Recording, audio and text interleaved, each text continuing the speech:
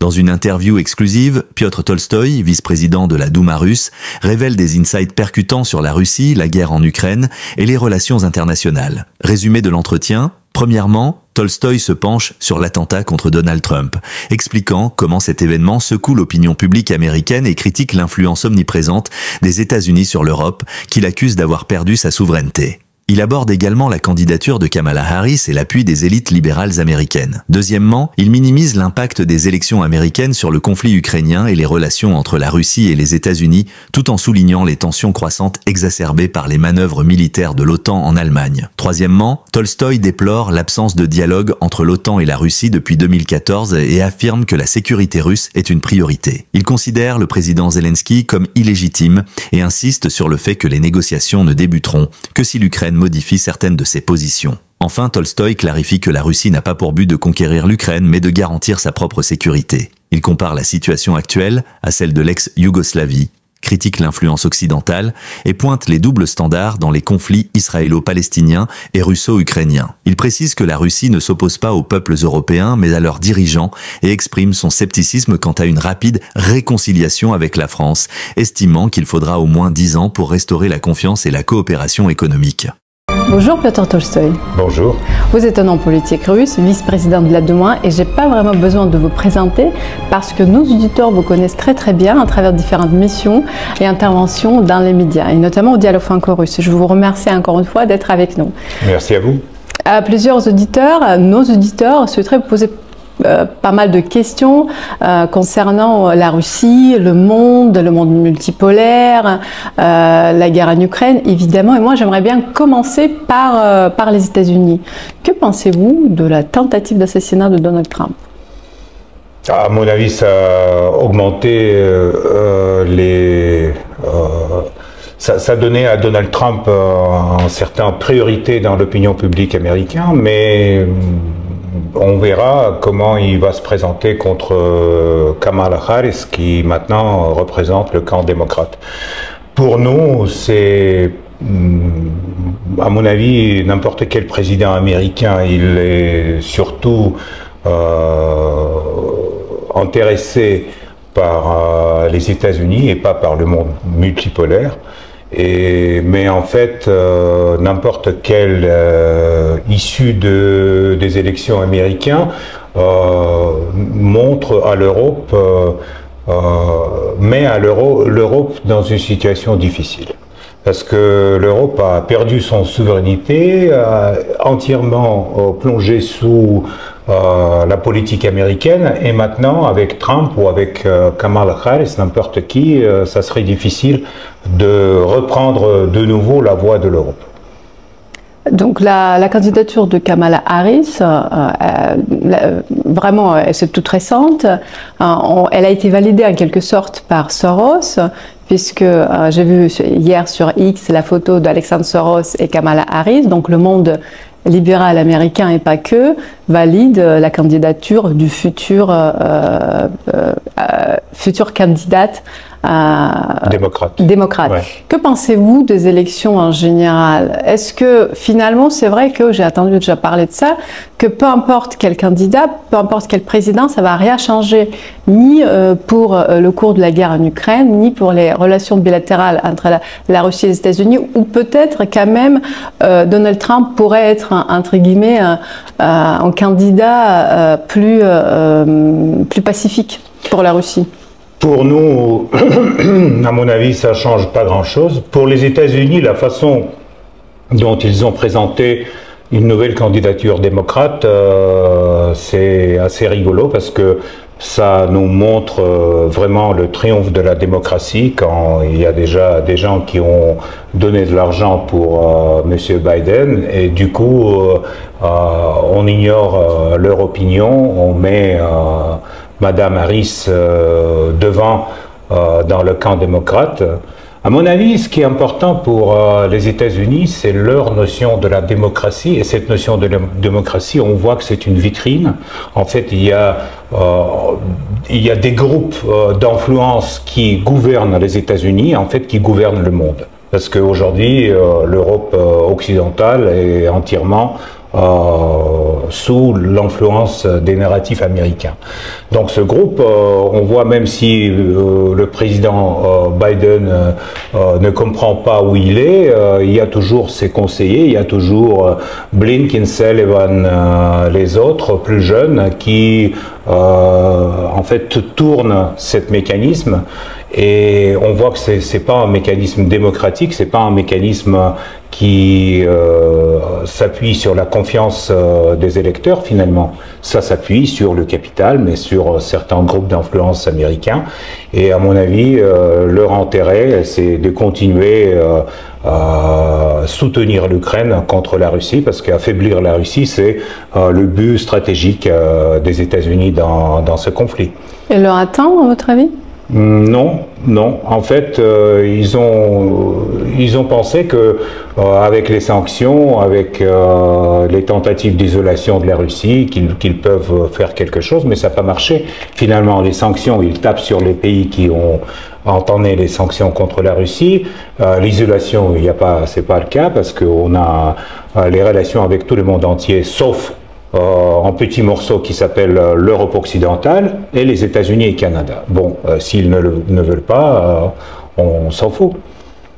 Pour revenir à l'OTAN, Der Spiegel, un média allemand, a consulté le document confidentiel selon lequel l'Allemagne préparerait un effort logistique gigantesque qui vise à permettre le passage en quelques mois de 800 000 soldats de l'OTAN sur son territoire pour après en route pour défendre l'Europe de l'Est contre la Russie.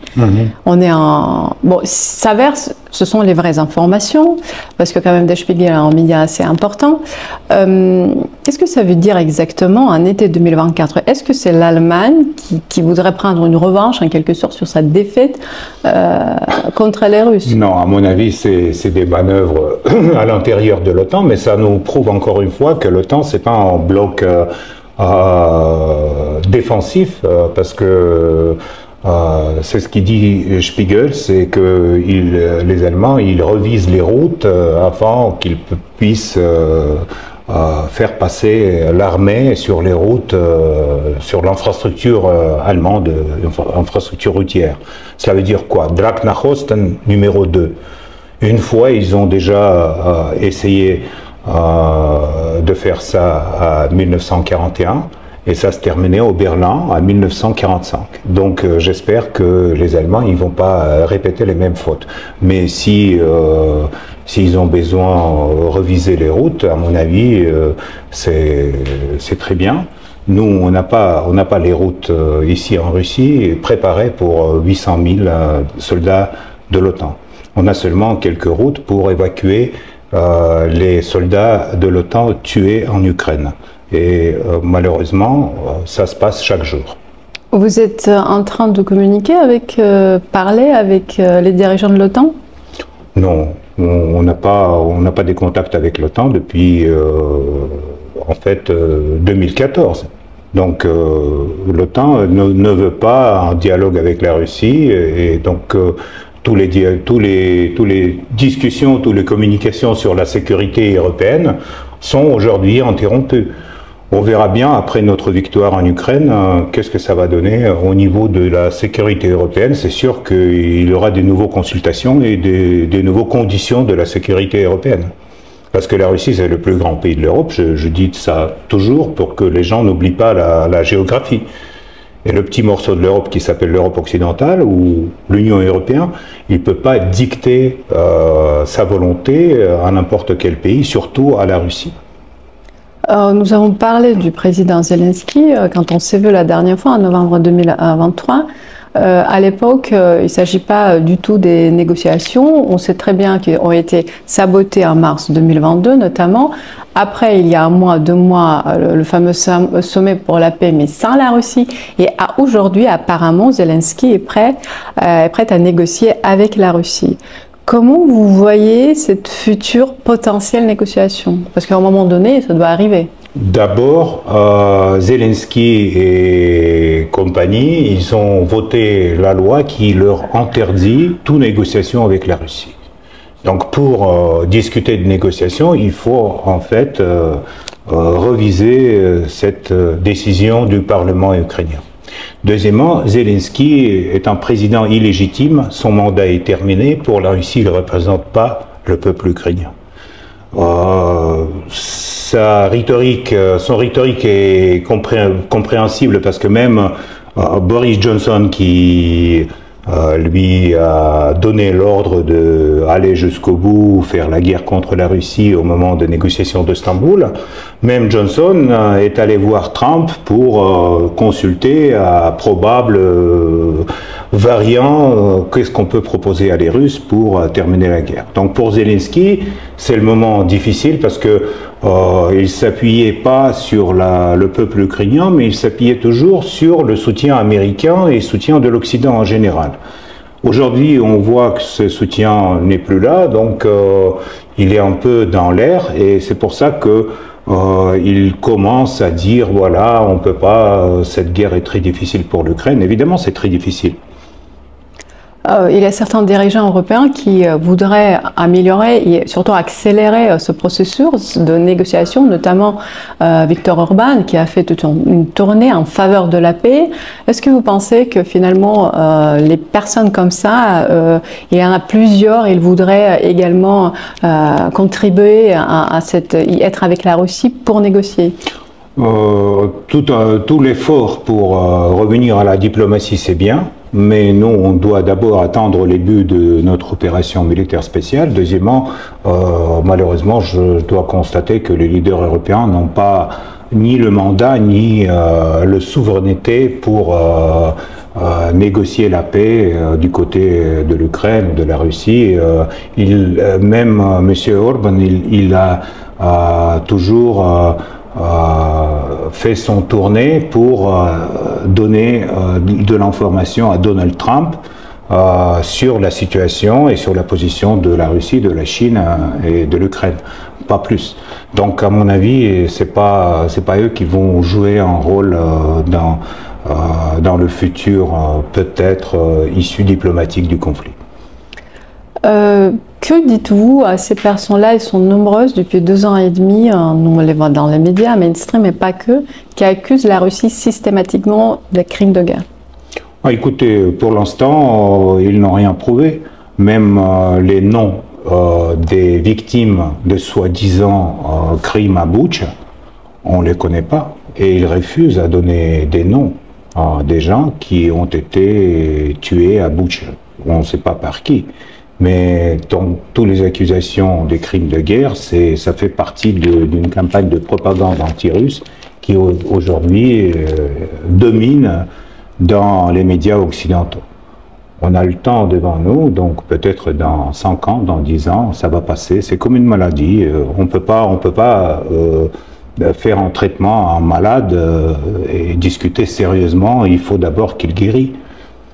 Vous êtes d'accord avec le président Poutine qui a dit, je pense que c'était dans son interview avec Tucker Carlson, que finalement on vit, les Russes et les Ukrainiens vivent une vraie guerre civile? C'est pour la première fois peut-être qu'il a utilisé ce terme. Pour nous c'est une situation très difficile, mais c'est pas pour la première fois en Europe de l'Est que, par exemple, regardez le conflit entre les Serbes et les Croates dans les années 90. Quand l'Occident a accusé les Serbes qui sont mauvais et les Croates et les Bosniens qui sont très bons. Et ils ont même ils ont construit le tribunal à La Haye. Donc il y en a plein d'exemples comme ça, des peuples qui sont très proches et qui font la guerre à cause de la participation de l'Occident. S'il n'y avait pas un soutien de l'Occident au régime ukrainien, il n'y aura pas cette guerre, il n'y aura pas des victimes, etc. Et c'est pas l'agression russe, comme on dit dans les médias, c'est l'agression de l'Occident qui a commencé avec le coup d'État à 2014. Pour nous, c'est comme ça. Et donc, nous sommes en train de terminer la situation, pas commencer. Donc, on espère que, au moment quand on va atteindre les buts de l'opération spéciale, on aura la paix entre les Russes et les Ukrainiens. Et bien sûr, pour nous, c'est presque une guerre civile, oui.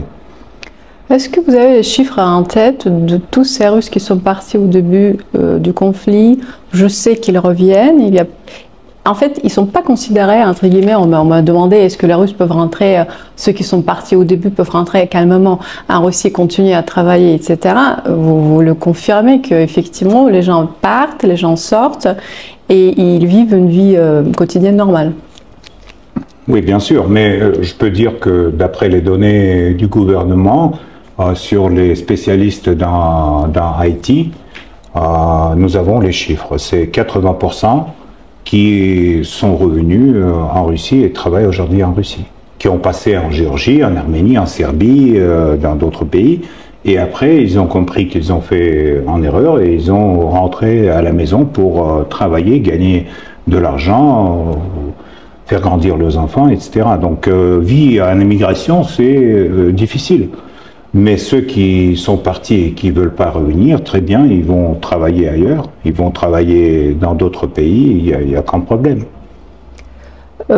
Est-ce que les dirigeants européens font semblant de ne pas comprendre les exigences sécuritaires russes? Bien sûr, ils ne veulent pas comprendre et ils ne veulent pas même discuter. Les exigences de sécurité, c'est très simple, j'ai déjà expliqué que c'est si jamais il y a des missiles de l'OTAN sur le territoire ukrainien, donc pour nous, ça nous réduit à 1 minute et demie le moment de prendre la décision à se défendre. Donc pour nous, c'est une chose très importante. Et aujourd'hui, nous ne voulons pas le territoire ukrainien, nous voulons la sécurité de la Russie. C'est tout. Est-ce que nous avons atteint la ligne rouge dans cette confrontation? Toutes les discussions sur les lignes rouges, c'est relatif, parce qu'aujourd'hui, la ligne rouge est là, après il est là, donc à chaque fois, on attend beaucoup de déclarations sur les lignes rouges. Mais je peux dire que les Russes, ils ont beaucoup de patience, mais pas autant que pensent certains leaders européens. Donc il faut quand même comprendre que la Russie peut répondre et peut faire la guerre comme, par exemple, les Européens et les Américains, ils ont fait en Irak ou en Libye. On ne fait pas ça en Ukraine, mais on peut le faire. Et à ce moment-là, l'infrastructure routière allemande ne sera pas prête. Et il y a un autre conflit dans le monde qui inquiète les gens, c'est le conflit entre Israël et la Palestine. Et on a dit un petit mot lors de notre dernier dialogue avec vous en novembre. Est-ce que le rôle de la Russie ou l'opinion de la Russie a changé depuis? Non, en fait, nous sommes contre les doubles standards qui sont en fait les mêmes pour le conflit en Palestine et Israël et pour le conflit Russie-Ukraine aussi. Donc il y a toujours, pour l'opinion publique, les mauvais, c'est les Russes et les Palestiniens, et les bons, c'est les Israéliens et Ukrainiens qui peuvent faire ce qu'ils veulent, qui peuvent envoyer les missiles sur les jardins d'enfants, sur les hôpitaux, tuer les civils, etc. Et il y a toujours des mauvais qui ne tuent pas les civils, mais qui sont mauvais dans l'opinion publique. Donc, à mon avis, c'est quelque chose qui, tôt ou tard, n'importe quel mensonge se disperse. Donc, on va voir quand ça va passer, mais malheureusement, pour l'opinion publique européenne notamment, il y aura un moment de quelque chose, de découverte très, très triste pour eux. Vous êtes d'accord avec Alexei Pouchkov que j'ai interrogé la semaine dernière et qui a dit que la Russie n'est pas en conflit avec les peuples de l'Europe, mais avec leurs dirigeants? Bien sûr, ça c'est clair. Moi je peux dire que même quand je dis des choses désagréables sur les dirigeants français ou sur leur politique envers la Russie, les simples Français me soutiennent, ils me disent bah oui, continuez de dire la vérité, Monsieur Tolstoï, c'est bien, etc. Donc on comprend très bien que le système politique d'aujourd'hui ne représente pas vraiment ce que pensent les Français. Ça se voit après l'élection parlementaire, ça se voit par plusieurs choses. Aujourd'hui, on voit Paris avec les barrages olympiques, avec le baignoire dans la Seine, etc. Mais ça ne représente pas la France pour moi. Ça ne représente pas le peuple français. Et ça ne représente pas l'amitié franco-russe qui existe depuis des siècles. Là, on est bien d'accord au dialogue franco-russe, on est bien placé pour le confirmer. Si demain, lors d'une grande conférence pour la paix, ou autrement vous rencontrez M. Macron, qui est encore président de France, que vous voudriez lui dire? Rien. Moi, j'ai aucun message à M. Macron. Moi, j'aimerais bien rencontrer peut-être Brigitte, mais lui, non. Le dialogue entre la Russie et la France est quasi inexistant, je dirais nul. Moi, je ne parle pas des sociétés civiles, puisque les sociétés civiles, heureusement, communiquent. Combien de temps, vous pensez, il nous faut pour revenir à la normale, et surtout économiquement parlant? On sait très bien que l'Europe est endettée, la France est endettée, et on a parlé lors de plusieurs conférences du dialogue franco-russe notamment. Ce réveil-là économique, est-ce qu'il est possible peut-être avant 10 ans? C'est minimum? C'est minimum. 10 ans pour que Macron et génération de ces leaders faits par les technologies politiques, pour qu'ils partent, pour que de nouveaux leaders européens commencent à fonctionner dans l'Europe, et pour que le dialogue et la confiance, parce qu'en fait, et pour le business, et pour la politique, et pour la sécurité, la base, c'est la confiance. On n'a pas la confiance à des gens qui manipulent à double standard avec certain nombre de choses qu'ils jugent les principes de l'Europe. Donc, il faut au moins 10 ans, à mon avis. Mais la Russie est prête à coopérer? Dans 10 ans, on verra bien. Merci beaucoup, Piotr Tolstoï, pour ce dialogue. Pour le continuer, j'espère vous voir avant 10 ans. Merci, bien sûr. Merci.